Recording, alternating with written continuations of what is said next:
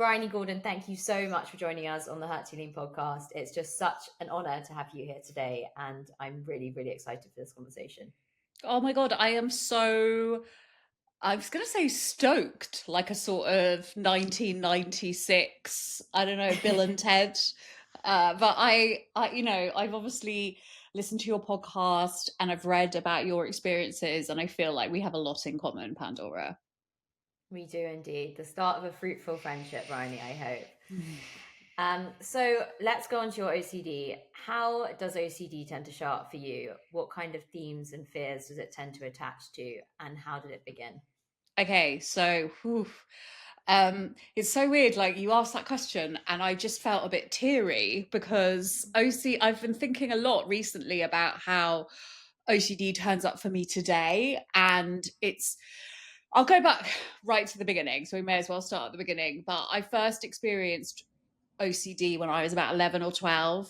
It was the early 90s, and I woke up one morning and I was suddenly convinced that I was dying of AIDS. It was like it kind of felt almost like a bolt from the blue. I think it was a time when there were lots of sort of really judgmental, shaming campaigns about HIV and AIDS. And, I was like a 12-year-old girl living in West London.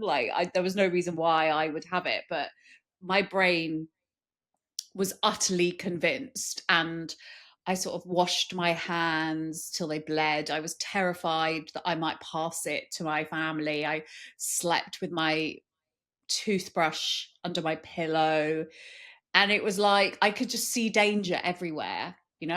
I saw it I was terrified of blood being anywhere. And I didn't know at the time, because it was like 1992, that what I didn't have was AIDS, but what I had was OCD. And what I didn't know that since lots of people about my age have gone, oh my God, I had that too, that absolute terror, fear. And it was like the world was about to end.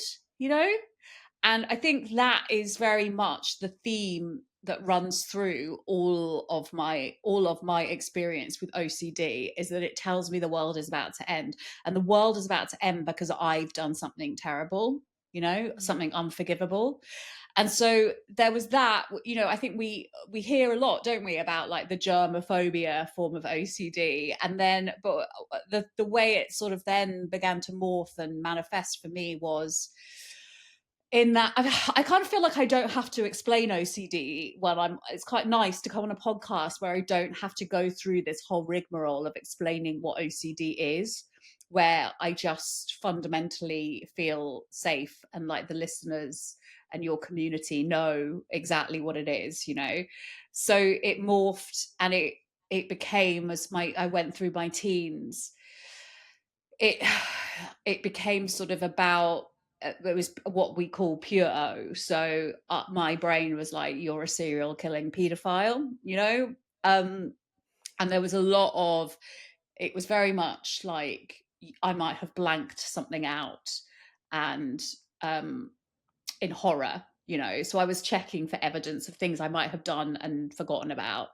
And it was awful. And it's really weird. I had therapy this morning, Pandora, and I was talking about the OCD. This is a therapist I've had for nearly a decade now. And I was talking about how amazing it is that someone had come to me and had spoken about their OCD. And my counselor said to me, but Bryony, I think we talk a lot about OCD nowadays, and obviously we're much better at understanding what it is, but everyone's on a spectrum. And he said to me, and it was the first time I'd heard someone say this to me, and this was literally this morning, so I'm 45, do you know what I mean, and I know a lot about my head. And he was like, your OCD was extreme enough that you should have been hospitalized. It was on the like paranoid delusion end of OCD, where we start to not really know the difference between what is real and what is not.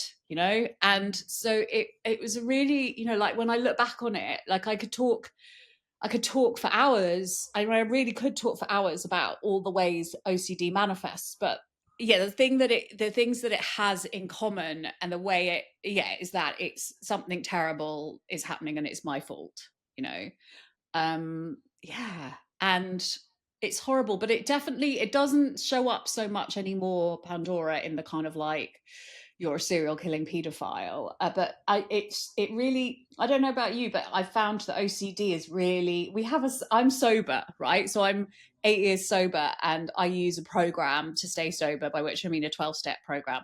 And there's this saying in uh Alcoholics Anonymous. I mean, I shouldn't really mention it, but but there's this saying that alcoholism is cunning, baffling, and powerful, right? Which is it really sums it up. But I think OCD is absolutely the same. It Mm. shape shifts, and it comes in, and I sometimes don't realize that the way I'm feeling is OCD. So it can come in as kind of very much now it's sort of paranoia about work, about how I'm perceived on social media. Have I said something wrong? Have I upset people? And it's all the kind of rumination and stuff. And so I have to be really careful to kind of not get sucked down by it. No, I think you're right. I think OCD, as you've often said in interviews that I've listened to that you've given, it does attach to what we care about most. But that then Mm. makes me think that my OCD is really selfish, because quite often other people, mine started in a similar way to yours, whereby if I didn't do something, then this disaster was going to happen and I was going to be responsible for everyone I loved and I cared about dying. And then mine over the years sort of progressed into having to do rituals in order to be this perfect person. And if I didn't do X, Y, and Z and I wasn't this perfect person, I was going to be left destitute, alone, impoverished, and sort of isolated for the rest of my life. So it really interests me when you say it does attach to what we care about most. And maybe my thing is about how people perceive me, and I sort of sometimes think, God, Mm. a really sort of egotistical weirdo, but I think it's also being loved, being acceptable, and it's yeah. Also, I wouldn't be hard on yourself, Pandora, because that to me is also like a voice of OCD, isn't it? I call my OCD Jareth, the Goblin King, after the character in Labyrinth, because I remember a therapist once saying to me, "Give it a name so you can separate it yourself." And in Yeah. fact, I try not to say my OCD because then it's like it belongs to me. But I try to call OCD Jareth, the Goblin King, because it kind of sums up sums up OCD to me. It's like I remember watching Labyrinth when I was a kid. It's the David Bowie evil character, but quite sexy in his silver trousers. And that's the same thing as OCD for me. It's like it's evil but enticing. Like even though I know it's bad, I find Mm. myself getting sucked in. And Jareth will say things to me like, "Oh, you're so selfish and egotistical. Like this is all about you and about the way you look, and you don't really care about your family staying alive. What you really care is about." And I'm like, "Shut the fuck up for a moment, Jareth. Just to let me be. And yeah, it's just exhausting, isn't it? I definitely, those phrases, like I used to say phrases to keep my family alive, and still to this day I have these. I find myself just like muttering things, and I'm like, what's that? And it's like an internal jukebox because I've said them Mm. so many times. It's like it's programmed into my brain. Like I have one which is like, I'd rather I die than my brother, right? My brother is much younger than me. And I guess I must have had this kind of like, yeah. And I still find myself saying it. And I'm like, my brother is now 32, 33, and living a happily life in Texas. With his wife and his dog, like what? And here I am wandering around in my house in South London, sort of chanting these phrases from my childhood. But it is, I think you're right. It's all about, for me, the thing I've come to realize is OCD is all about feeling safe and accepted. And when Mm. I'm feeling safe and I'm feeling accepted, it tends to sort of bugger off. Do you know what I mean? But when I'm feeling even slightly threatened, and it does not have to be much, it could be like one narky comment on Instagram. Do you know what I mean? I mean, it's kind of hard, isn't it? Because we live in a world where these things, or I write a column for like the Daily Mail. If I go below the line on the Mail Online and look at the comments, it's like, so I have to be really careful. And yeah, and I do see it when I think about OCD now, is like it's a way of my brain, a thing my brain came up with when I was a child to try and keep me safe because I didn't Mm. feel safe for whatever reason. It's like a faulty, but it means well. Do you know what I mean? But Yeah. it doesn't feel good. No, I complete, and everything you say just like, yeah, makes complete sense. I think it is so interesting how one just learns to almost push it to background noise at times, and it's like trying to describe to someone what living with OCD is like who doesn't have it. It's like having that record in your head that's just playing all the time. And so, like you said, certain comments think, or you'll mutter under your breath. Well, for me, I had a lot of imagery that I have to sort of sequences of people I had to imagine in my head if I did a new task or a new thing in each day.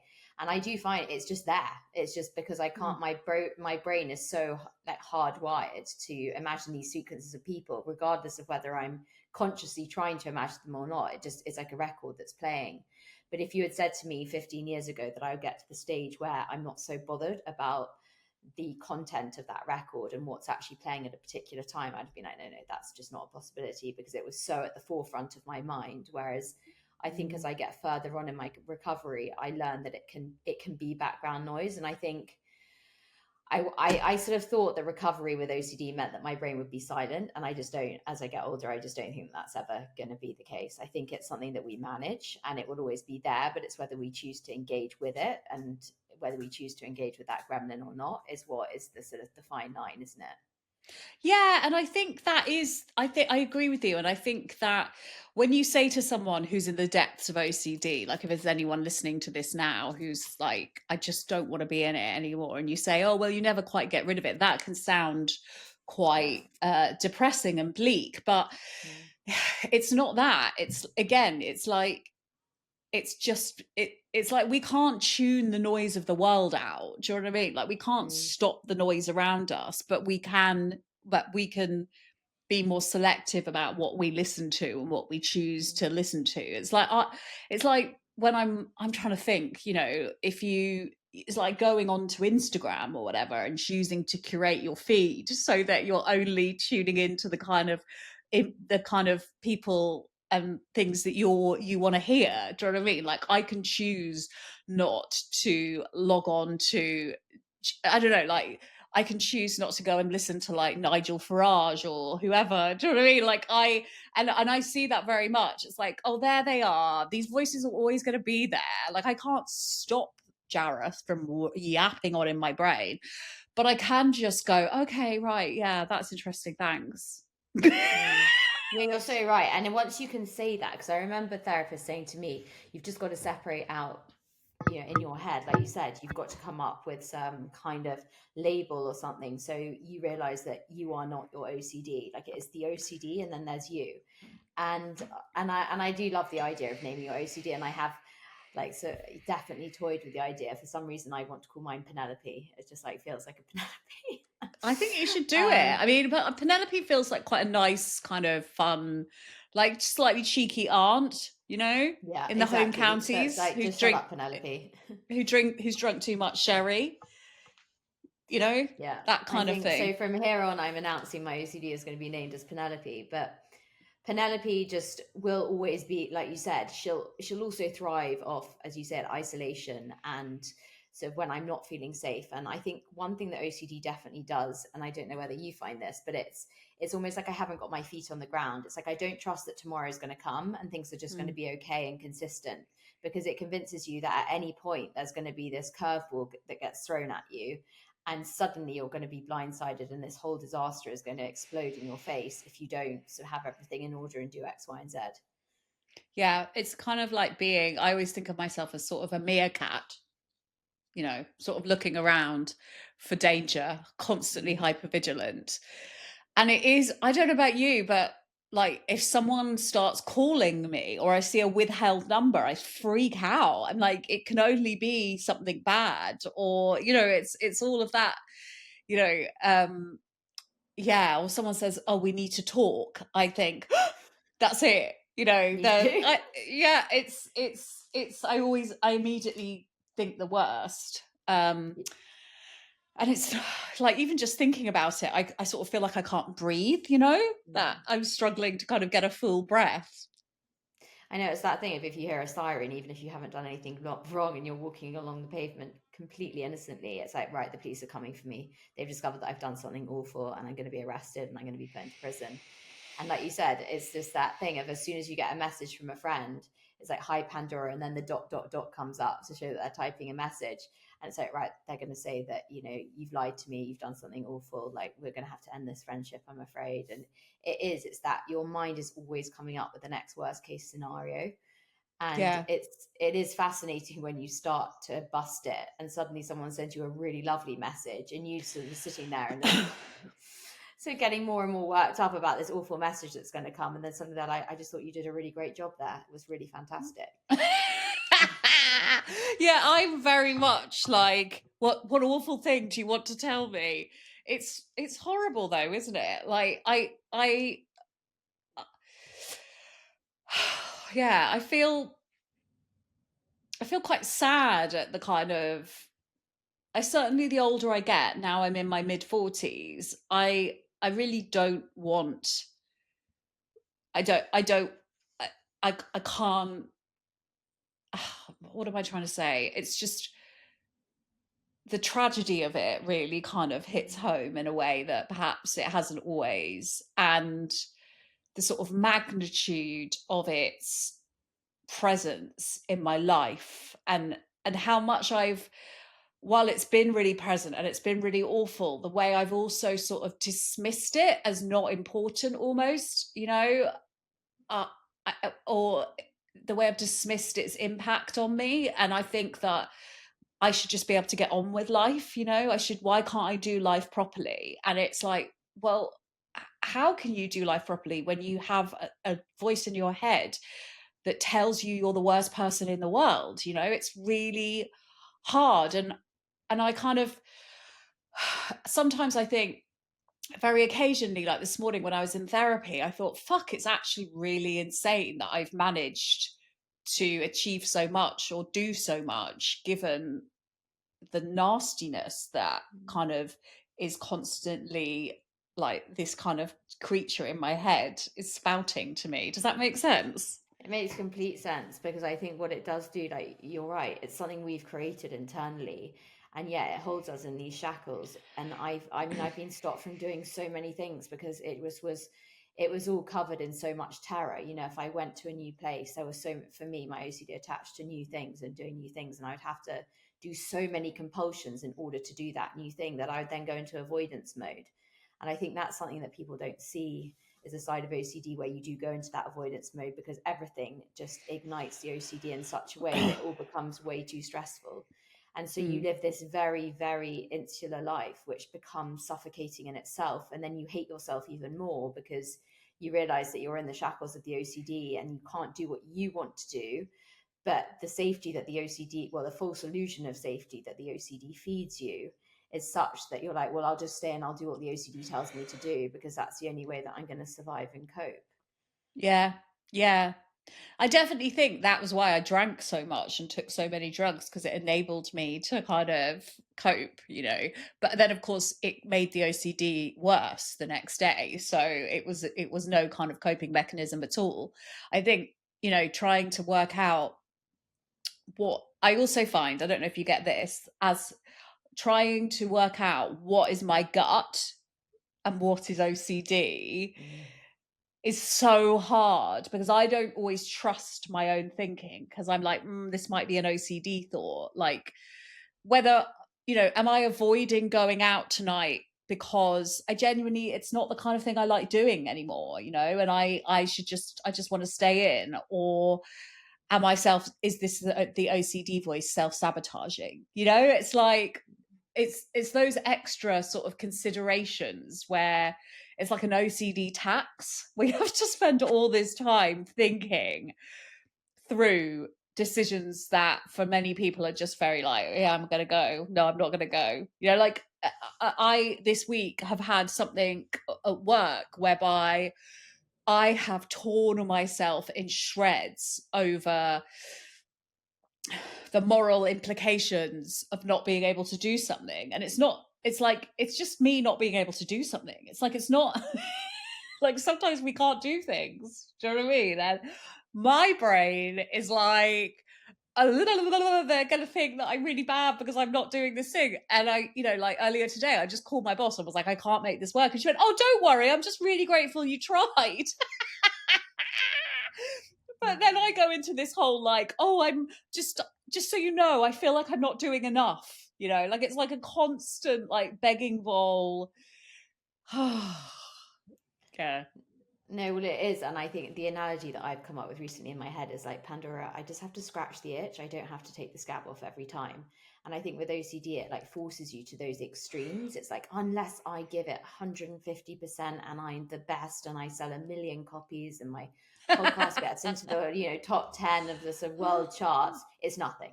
And Are it is you that are you polarized thinking. are you my twin sister? I hope so, Bryony. I'd be very, very honored to have that. Yeah, the perfectionism is fucking paralyzing. Okay, Pandora, I am rereading right now because I find it so helpful. Is the Brené Brown Gifts of Imperfection? Like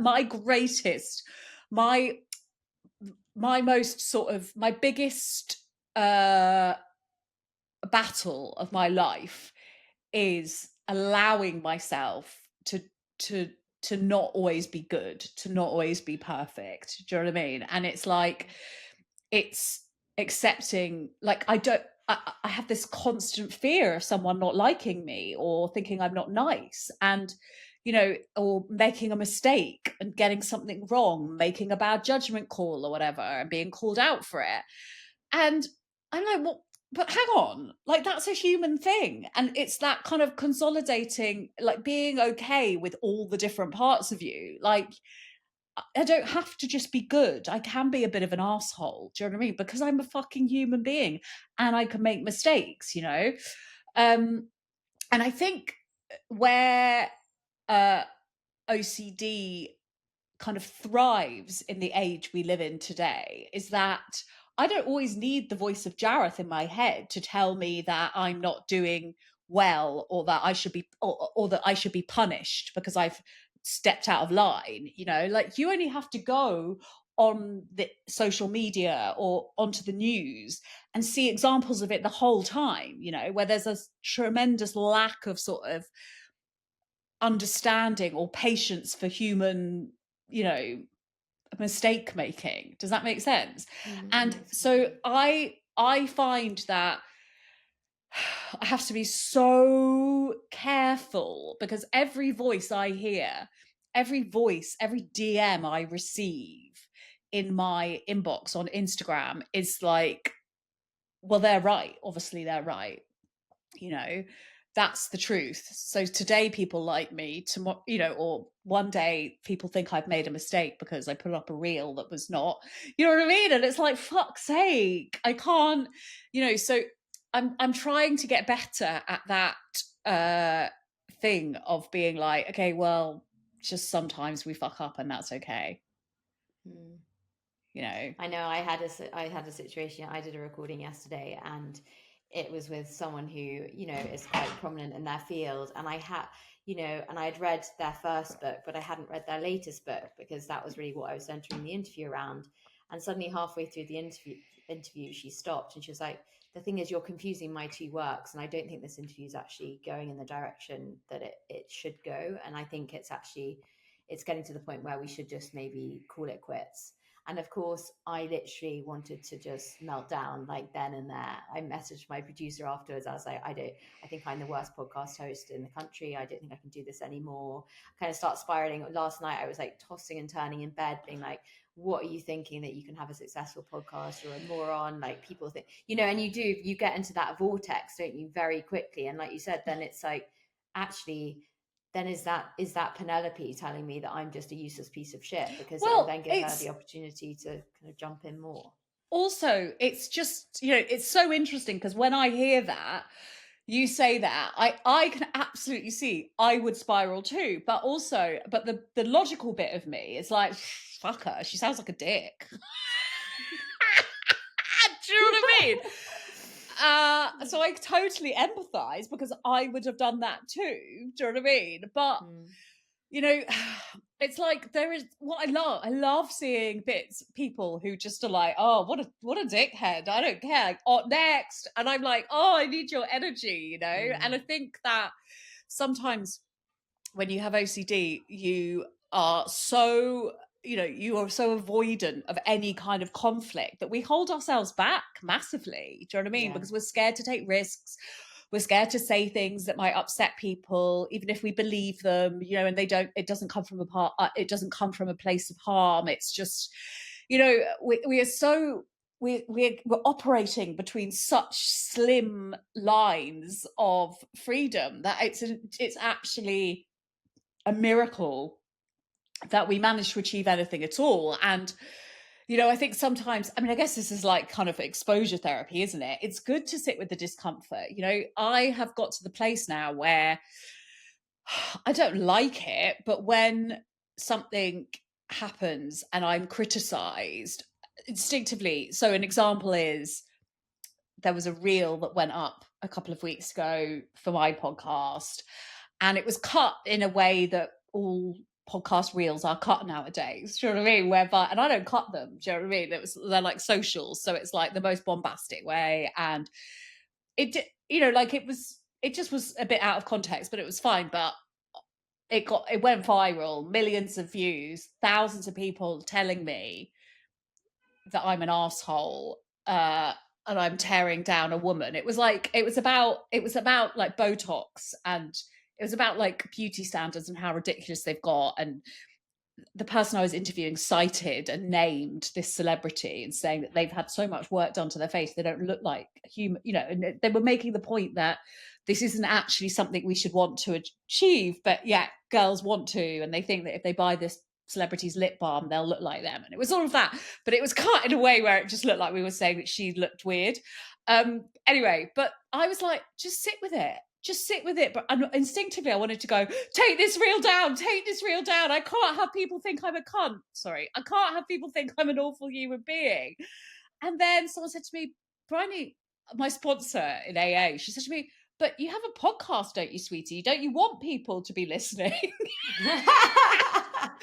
And I was like, yeah, but I want people to be listening and thinking I'm the nicest person in the world. And she went, yes, sorry, that's not how the world works. Mm, And I was like, again, it's like that Mel Robbins thing. It's like, let them hate, let them like, I know what I think about people. I know what, I can sit with my morals or whatever, but it's like, it's not the worst thing in the world. And people all the time get misunderstood on the internet. Do you know what I mean? All the fucking time.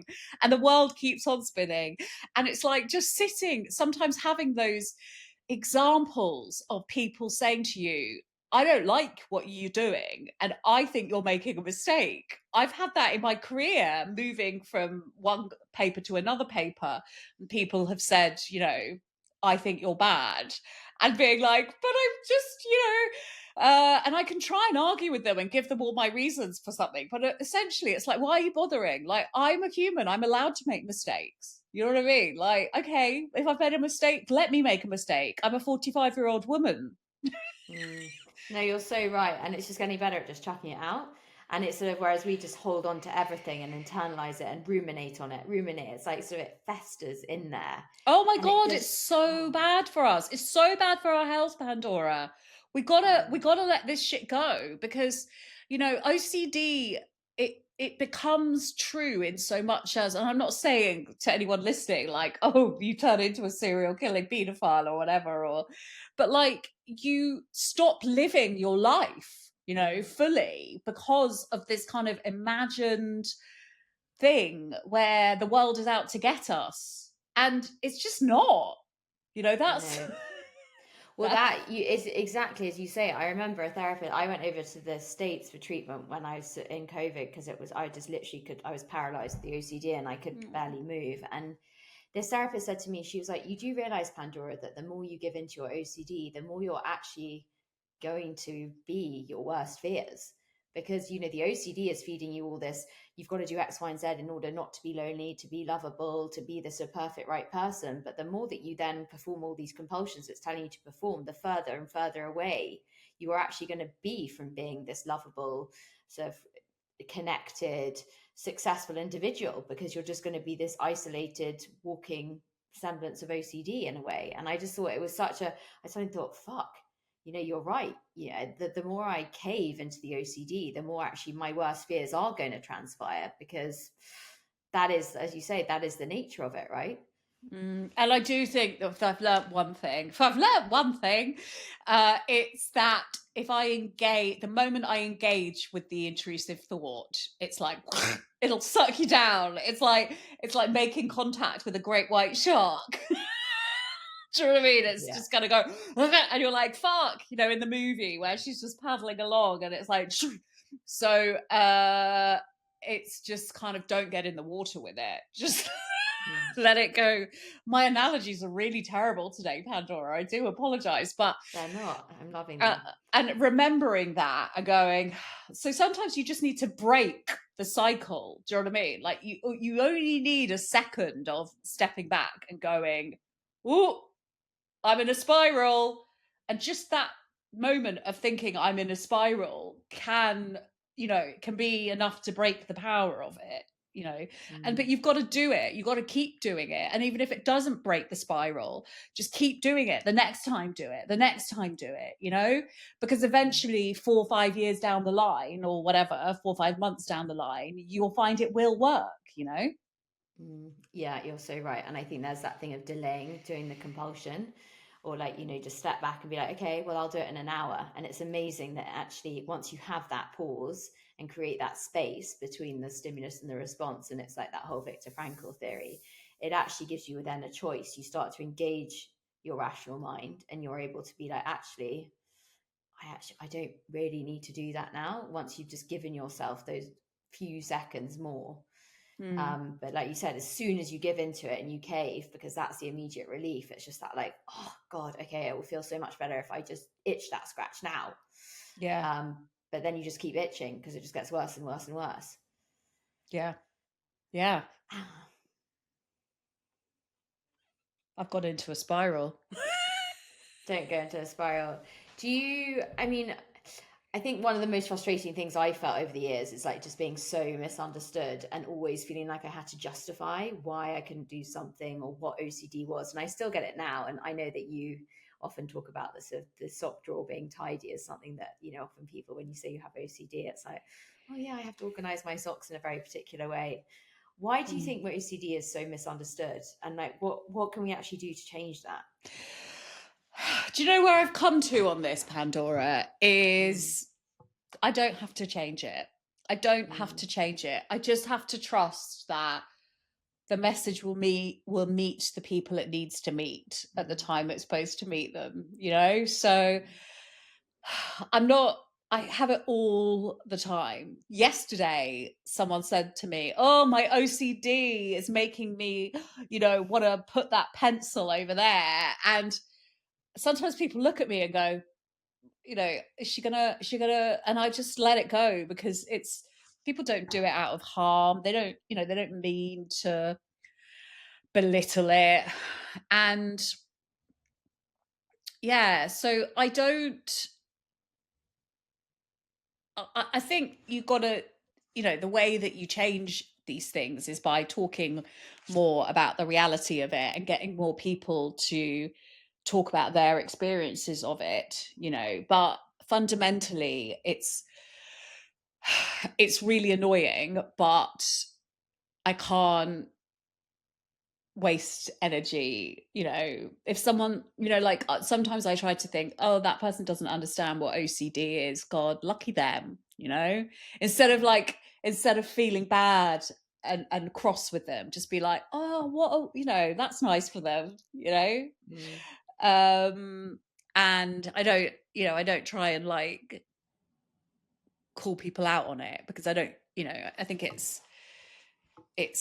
but yeah, it is an interesting one. It is definitely still, but there's a couple more that are coming in now where like I've also heard like the term food noise, I feel, is being used quite a lot by people to describe like wanting another biscuit, as a way to mm, excuse diet culture. Do you know what I mean? In a way. And I'm like, but whereas we know that people who have binge eating disorder, it's like it's an addictive thought process. Do you know what I mean? Like it is with Mm. alcoholism or drug addiction. And I've noticed like it is that to me, you know, someone I know who's sort of justified going on Ozempic or whatever it is, and they're like a size 10. Not that it, you know, but they're like, oh yeah, I get food noise though, and I'm like, you know, she's like, I want a chocolate at night and I want to stop that, and I'm like, it's not the same. But No, anyway, I mean it is this whole, I mean, and this is a subject for another time as well, but I do think this whole thing with the Ozempic and food noise, and it's, you know, it's now just got to the point where for me it's just so disappointing, because we're seeing so many people who are just self-inflicting eating disorders really on themselves. And when you spent a lifetime trying to recover from an eating disorder, and you're seeing these slim women saying, well, yeah, I have food noise and I really just want to kind of stop thinking about food altogether, and you're just like, no, you're all just sort of just pursuing that sort of, I don't know, also desire to be, yeah. it's like you don't have food noise, you're hungry. Mm. You know, Yeah, there's a yeah. that Yeah, I mean that yeah, is true as well, isn't it? Yeah. yeah, you know, like eat some food and then you'll find it goes away.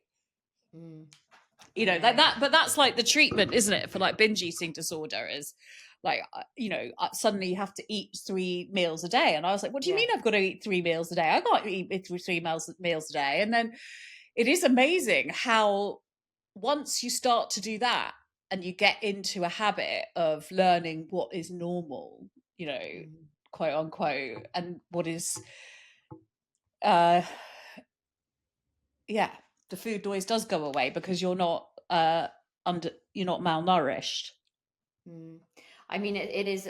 So going back to your drinking and drugs and food stuff, because I mean, I too, you know, not the drinking and the drugs, but I definitely did with the exercise and the food. It was, I sort of, now I look at it and I very much see it as a numbing tactic. It was because the noise in my head was so loud. And I think I was Mm. literally running away. I was trying to exercise to that point of absolute exhaustion so I didn't have to think or feel.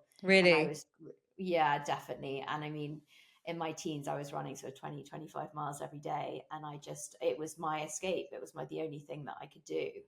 um and yes, so when I listened Wow. to you talking about your exercise, like when you did that, you did an interview on Big Fish with Spencer, and you were, I think you had a stress fracture at the time, Yeah. and when, and you were talking about your swimming and saying that, you know, your surgeon or the consultant had basically said, look, Brian, you can go and do some swimming, but it was like, right, got to go to the pool now and swim a mile. I can't just swim like 20 laps in like a sort of nice sedate Yeah. manner. Yeah, but I definitely I think I still don't think it's quite like I don't I love exercise and I but I'm not quite at the step I don't love it like so much. Like I still have to kind of force myself to do it. Do you know what I mean? But yeah, but I'm kind of like that with anything, you know, when you're like I Mm, do something to the but yeah, I definitely for me exercise is like it definitely feels like a nourishing thing and not a disordered thing, you know. yeah. But I so uh but it's something I need to do in sort because it just I don't know, it just the endorphins. Um uh, but I think that taught me that when I was training to do this ultra and I got a stress fracture, it was like you've got to listen to your body, you know, you've got to, you know, you just can't like I think definitely back then I was doing way more than I was capable, you know, than obviously I was. I ended up with stress fracture, and it's yeah. So I've but anyway, I feel now I just I have to exercise, but I don't. It's not like extreme. Do you know what I mean? Like, but Mm, I don't know what is like. Some people might consider. You know, but I'm like 5K like 3 or 4 times a week. I'm not a like, you know what I mean? Like I very rarely run sorry, my husband's just come in. I very rarely run long distances unless I have to for a race. A mm. race.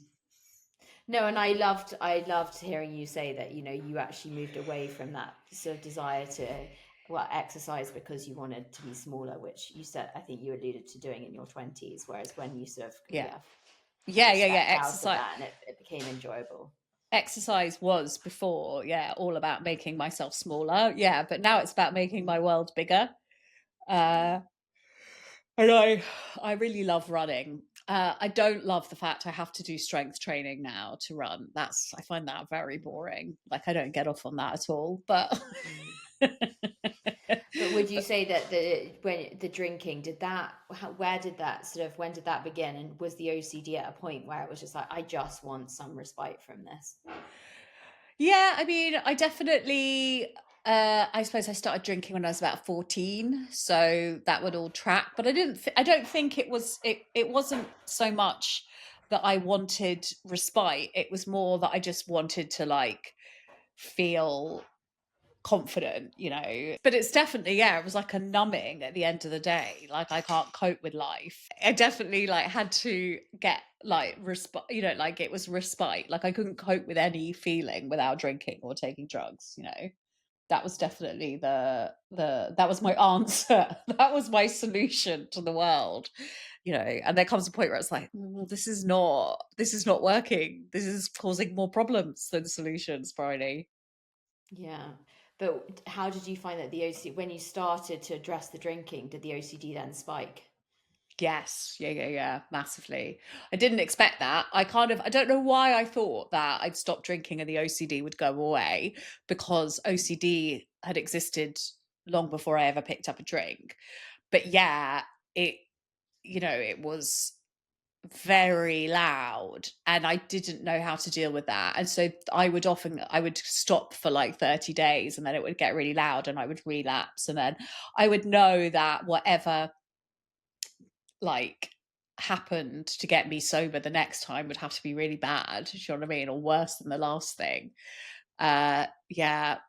And of course I was just creating new things to kind of like become ashamed about or get worried about, because every time I went out I was like creating these kind of massive holes in my brain, gaps that OCD could fill with like the worst possible scenarios. Um, but it was like I was in so much pain, I didn't really care about that when I picked up the drink. I was like, I just need to get rid of this scenario that is playing out in my head now. I need to numb that. And almost like it's like the scenario it creates tomorrow. Well, that's a new thing. So I don't know what that is. So I'm not worried about that. Does that make sense? It was like a kind of like shame sandwich. Yeah, and I think shame is definitely something that, yeah, we people with OCD particularly feel so much of. It's like this sort of inbuilt sense of shame, and it doesn't, one can trace it back to childhood, one can trace it back to just this inherent, deep-seated sense of shame. And I think the OCD keeps you feeling very ashamed because for me, I've hidden it from people who I wanted to like me or I wanted to be, accepted by, because it was this kind of thing that lived inside me. And I thought it made me feel insane. Yeah. Yeah. And there's something just came into my head while you were talking there and now it's gone again. If only intrusive thoughts for that. Um, uh, I can't remember what it was. Something about drinking and OCD. If it comes back to me, I will remember it. Yeah. But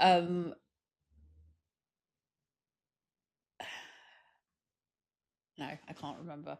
Sorry. Do you think that the drinking added shame on shame? Do you think Yes, it yeah, was, yeah, yeah, yeah, yeah, yeah. absolutely. But it was like all I had to it was the only way I had to deal with OCD. Do you know what I mean? Mm, So yeah, it definitely got really loud and then it got much quieter. And now because it doesn't necessarily manifest in those classic awful like pure O ways, I can be caught out by it, but it is absolutely OCD, the ruminating, the worrying, the kind of obsessing, the ruminating over mm. things until they're completely out of proportion to what they are, and not quite believing. And also, like sometimes, like actually, in 2022, I think it was, it attached itself OCD to sobriety. So I became convinced that I had relapsed, and I couldn't have like a glass of water. Like I had to get my husband to pour the glass of water because I was like, what if I accidentally put some like gin in it, even if we didn't have gin in the house? Or, you know, it was like, it, you know, it's always having to be quite mindful of it kind of attaching to other things. I remember what I was going to say, that actually there was a point where I thought, because of my drinking, I was like, well, maybe I don't actually have OCD, because if I had OCD, I wouldn't drink, because I'd be so worried about these situations that that I would put myself in by drinking, that surely if I had OCD, I wouldn't drink. So I can't have OCD. So maybe I am actually just a bad person. Like this is the other like, but in fact, we know that plenty of people use alcohol to try and treat OCD. Do you know what I mean? But at the time, it's like the way my brain will tie myself in circles, you know, like, no, try and tell me, no, this isn't an illness. This is just your inherent badness.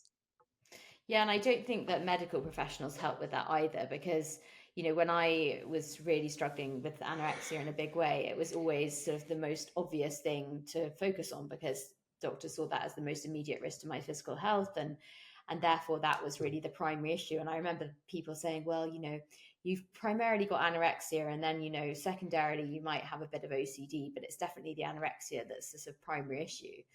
And I went and had treatment for my anorexia, and they just refused to look at my OCD. They said, well, everyone with an eating disorder has a bit of OCD, so we've just got to focus on the anorexia. And of course, I came out of treatment and I completely relapsed, because the root of it all, I think, was always the OCD.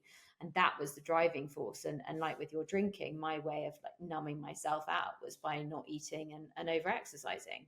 Mm. And that then in itself becomes an addictive, habitual sort of pattern of behavior.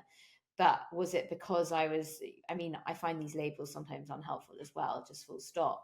But it's just the OCD does tend to coexist, I think, with other addictions often.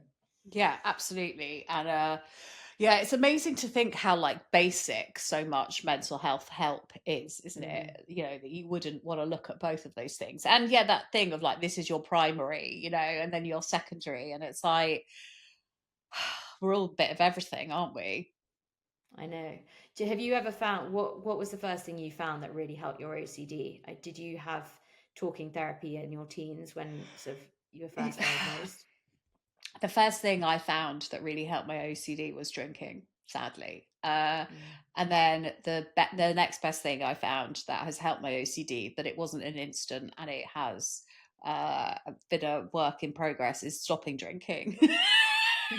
You know, so I think, and having psychotherapy, by which I don't necessarily mean CBT. I weirdly think that actually understanding yourself and understanding why you your brain might have created these patterns for you is, you know, in terms of your childhood and all of that, that sort of psychotherapy I think is quite helpful, and then the CBT perhaps, rather than the other way round, you know. Mm. But again, it's kind of like, yeah, I guess it's just life and perspective, isn't it? And the longer you've been doing something or experiencing something, the more you know that it's the world isn't going to end, you know, I guess. Mm. Uh, and I guess I've done a lot of work on myself at this point, and I don't ever stop doing that work, really. I'm Mm. always reading something. I'm always going to 12-step meetings. I see, I don't, like we were sort of talking about earlier, like I don't see the journey being about curing something. I see it as kind of every day you wake up and it's like a reprieve from Mm. things, you know, but you've got to do the work, you know, but it's not that makes it sound hard, but it's not, it's just not as hard as the alternative. Do you know what I mean? Which is not doing the work in Mm. these things like blooming and spiraling in your head. Yeah, that's the thing. I think you think you're going to kind of do this finite amount of work, and then suddenly the OCD is going to be in remission and life can begin. And that's just so far from the case. It's actually about living life alongside all these things. Yeah, like life is happening, so Mm. it has begun. So yeah, definitely that, I think. And just taking a bit of responsibility for it. I think also looking for, you know, it's hard because people with OCD tend to kind of punish themselves and stuff, but knowing that you have to sort of take action, yourself. And so, it may be that I often think this, like, I try not to spend too much time blaming things around me, and going, oh, well, had I been given proper treatment in my teens, if the government funded, you know, mental health better. It's like, well, we are where we are. Do you know what I mean? Do you want to be happy? Or do you want to be content? Do you know what I mean? Or do you just want to be in constant resentment about how things didn't work out the way they should have done? Like that, I find is just not helpful for me, anymore. So I try not to indulge too much in that, in the resentment, the rage, Mm.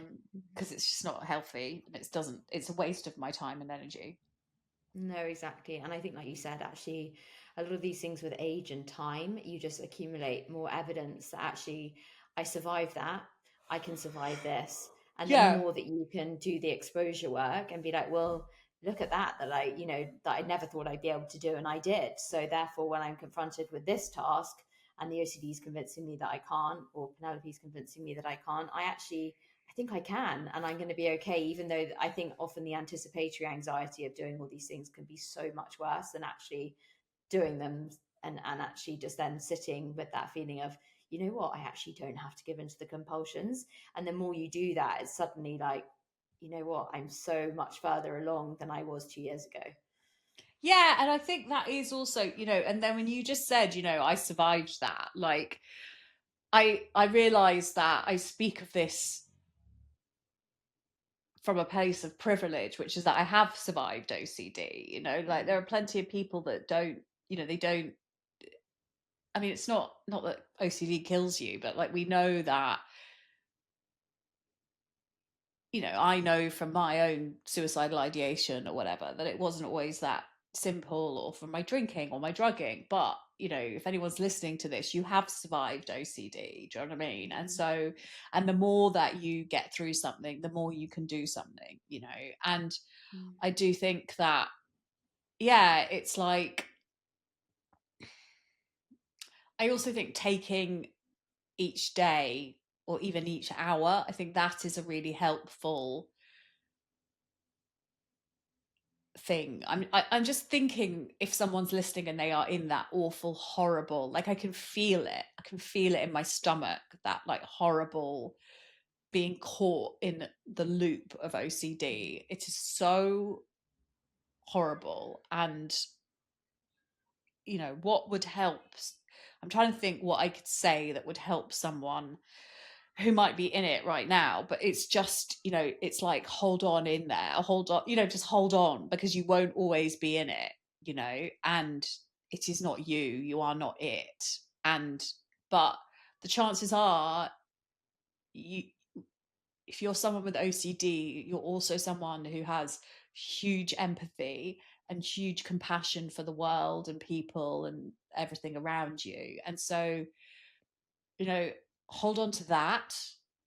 Does that make sense? Like, hold on to that, mm, because you aren't just OCD, you're lots of other things too, and you mm, are actually a really good person. And that might hurt to hear right now. Like, we know that each OCD thoughts are ego dystonic, which is to say the opposite of what we are. And that doesn't help when you're in them, because you're like, well, yeah, but what if I'm not? What if you're talking to me and you don't know me? You don't know how bad I am as a person. But the chances are, if you're listening to this and you think you have OCD, then you do probably. And yeah, it's like, if you're in it,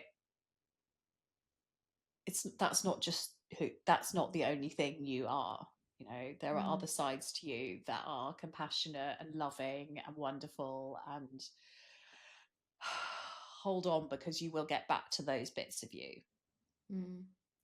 There is that thing, and I do really like that, and I think it is that saying of "this too shall pass." And although when you're in the depths of it and you're in the grips of it, you just feel like fuck that, like it doesn't feel like it's going to pass. But I always use the analogy of the weather, and the weather can change 20 times in a day, or it can stay consistent for a week or even a month, but it will eventually change.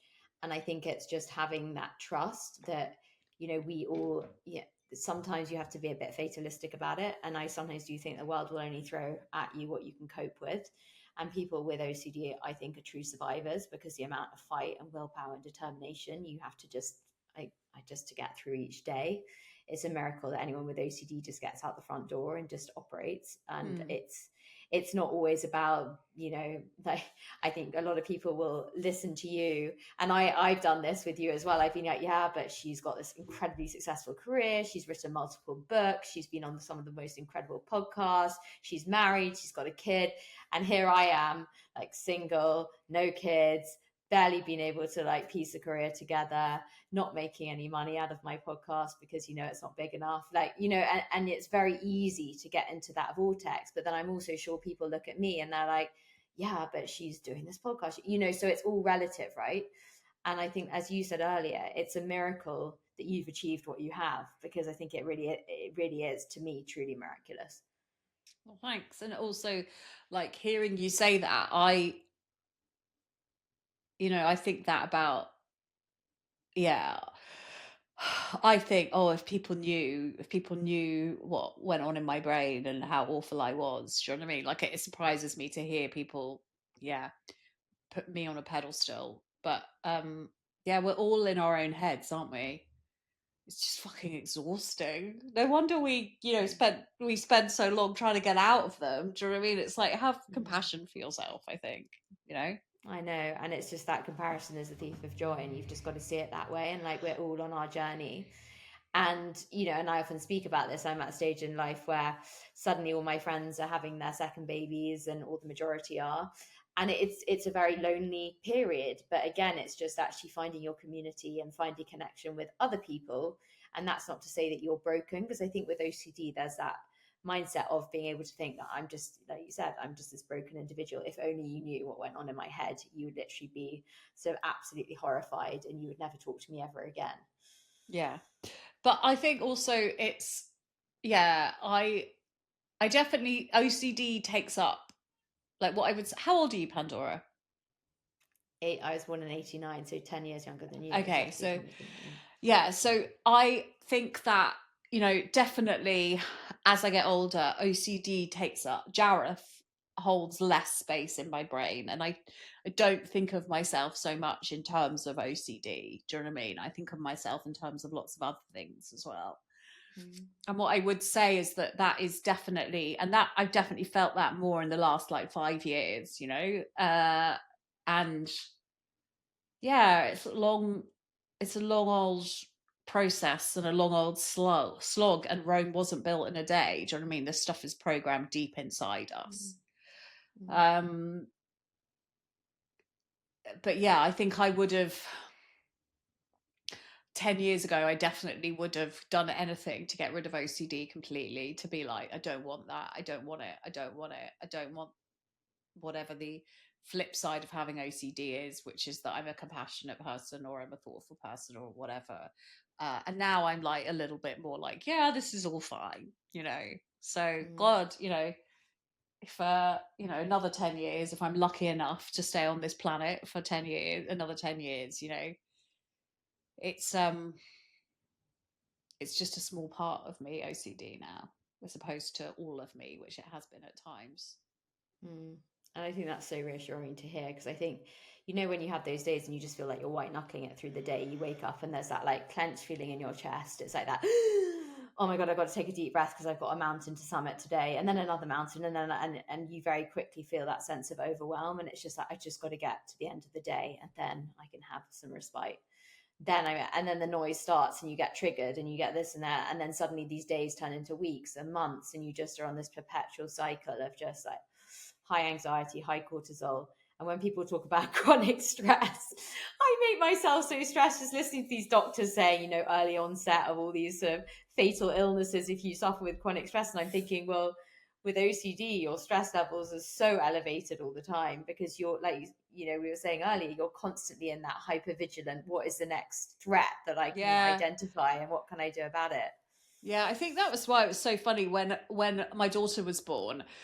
Uh, I mean, we're going back 12 years ago now, but everyone thought I was going to have like a meltdown. Do you know what I mean? Because if you have a history of mental illness, they kind of watch you like a hawk. But interestingly, I was so used to it that I was the person that didn't. Like, I was like, yeah, this level of stress is kind Yeah. of how I've been operating for years, you know? Well, that's what was often said. I when I heard someone say this the first time about OCD, it's like, well, you're always anticipating the worst case scenario. So when stressful events actually happen, you're like, yeah, I've rehearsed this in my head like 100 times. So everyone around you is falling to pieces, and you're Yeah. just this sort of sea of calm. Yeah, I'm definitely the go to girl when tragedy strikes. Really am, Mm, like I can deal with quite dark. I can deal with other people's dark shit very well. And but I will melt down over something very small, mm. This I'll sweat I the small know. stuff. And most people will be like, what do you mean you're stressing out? Yeah, no, completely get that. So your daughter Edie, when she was born, did that spike? Because I was actually interviewing Kimberly Nixon last week, and she was, she suffered with postnatal OCD and perinatal OCD. Yeah. And, yes, those hormonal sort of fluctuations can often cause the OCD to spike. Did you experience that at all? Not at first, but after time, yes, I did definitely, and that was when I first sort of really knew I had to get help because it was like, and that's when I first started writing about OCD properly because it was like, well, this doesn't just affect me now; it also affects my daughter and it affects my husband, and but so I think that was really properly the beginning of my journey to trying to kind of understand OCD more and to get through it because it was utterly horrific, after when it starts to concern, it attaches to the things you love most. Mm. Um so yeah, where have we gone? Where's the question? Yeah, so but so it but it I know for a lot of women uh, postpartum can be the first time they've experienced it. I think that Mm. because I had it before from childhood, it wasn't so much of a shock. I knew kind of what I was dealing with, whereas I know Mm. that, like Kimberly, I know that was the first time she'd ever experienced it, and for a lot of women that is their first encounter with it, and it's just horrific. The thoughts that can come into your head, like, but I'm supposed to be like this, I'm supposed to be a mum.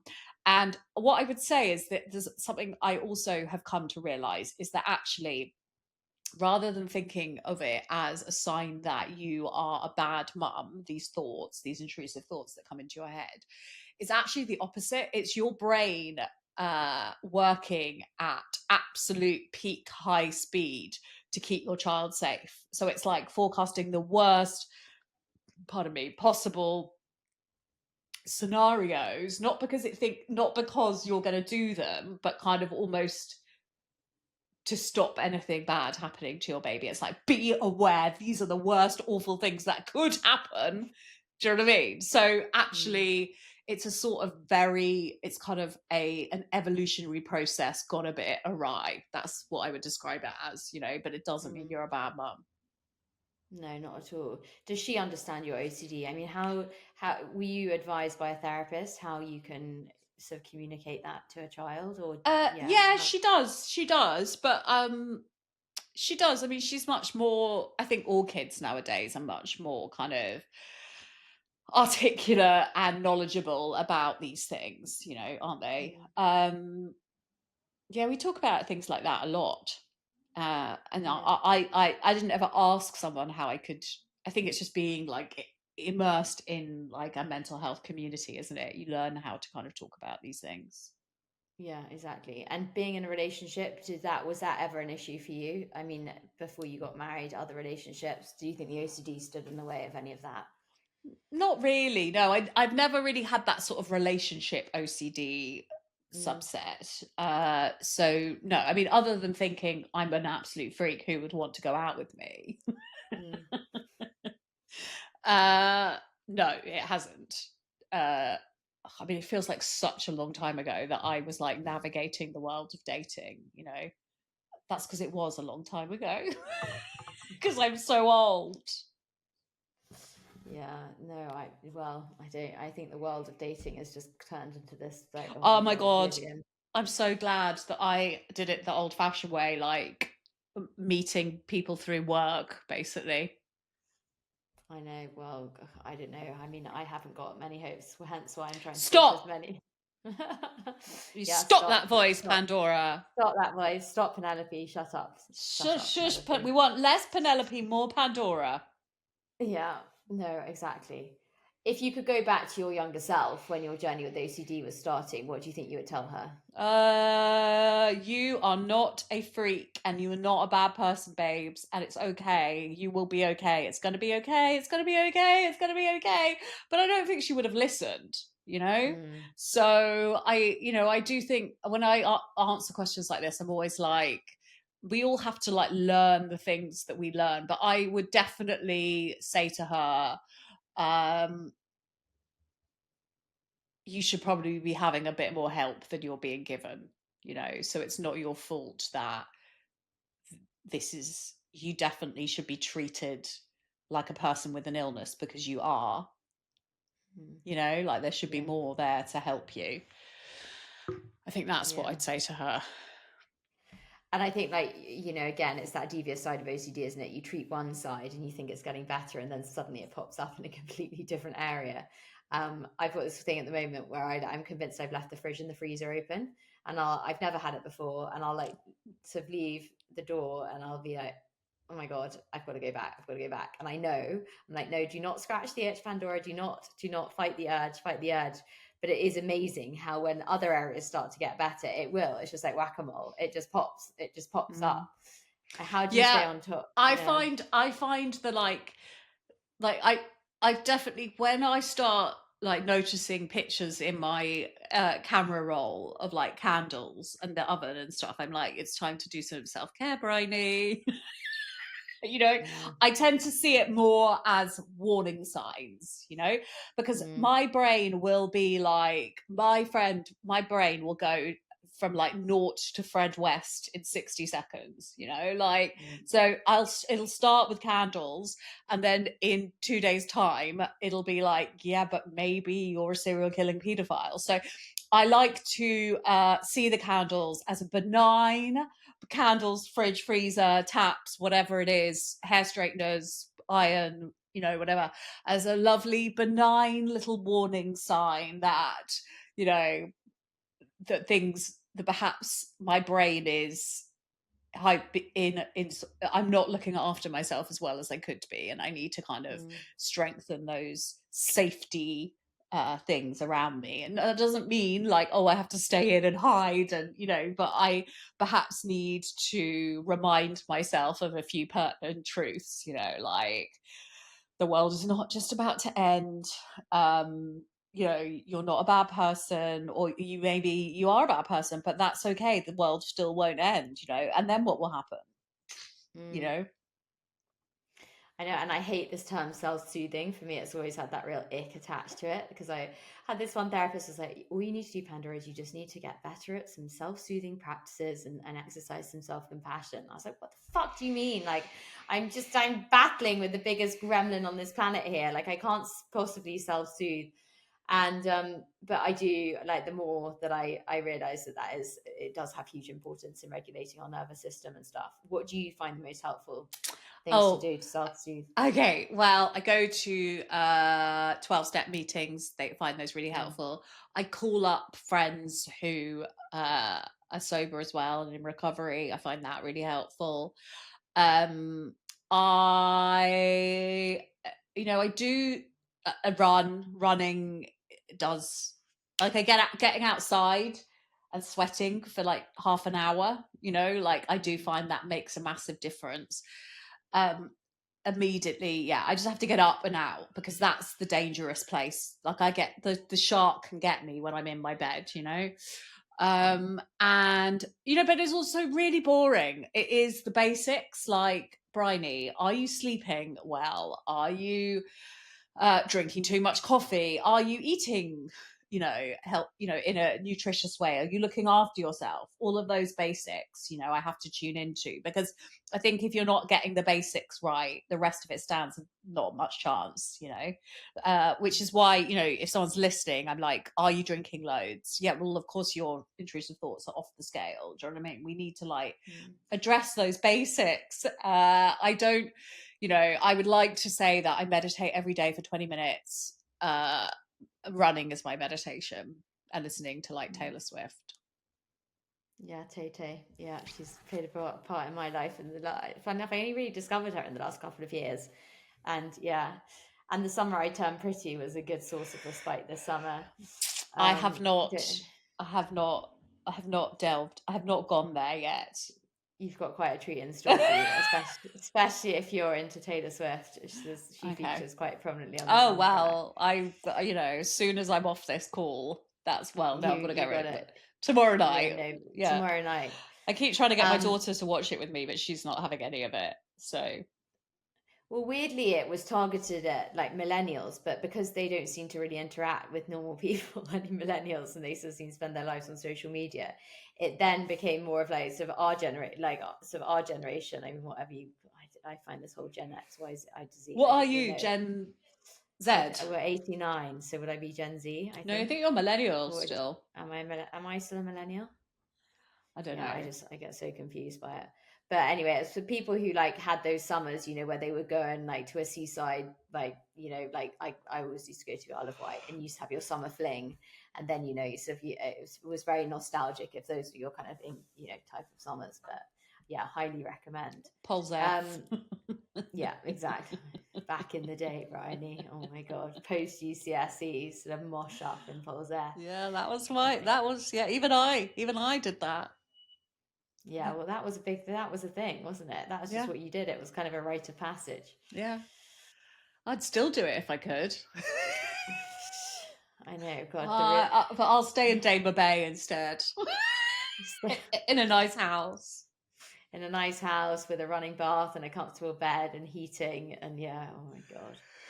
Yeah. I'm gonna ask you one last question on this long episode, and then we'll just quickly, like, it'll Okay. take 15 minutes to the maximum. So Bryony, finally, what would you like someone listening who's really in the depths of OCD and who just thinks there's absolutely no hope, and they're at that point of just giving up, they don't think there's any hope for them at all? What message would you like to give to them today? Hold on. You don't know when the miracle is going to happen. Hold on. Yeah, you don't know. And I also, like, if I can sit here and have this conversation with Pandora, if there's hope for me, there's definitely hope for you. Because, as I said at the beginning of the episode, when I was young, it was pretty hopeless. Like, I should have been hospitalized. It was, you, I couldn't leave the house for very long periods. So yeah, and now I'm not absolutely fine at all, but I thrive alongside it. I thrive in spite of the OCD, and I do all sorts of crazy shit, and I can talk about it. I can say the words that I couldn't say, that I had to have all these rituals if I heard those words, and life is mostly quite normal and boring, and it's wonderful.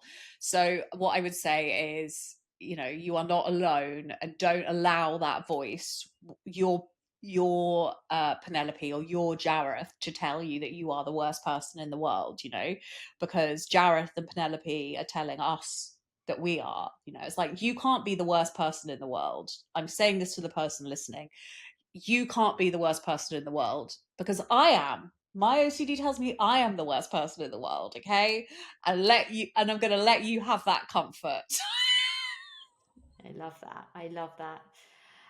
Bryony, it's been such an honor, and just, oh God, I could talk to you for hours and hours and hours, and Oh, I hope we get the chance to do this again. But it's just, yeah, been such an inspiring conversation, and I know that every listener will take something away which will really, really resonate. So thank you.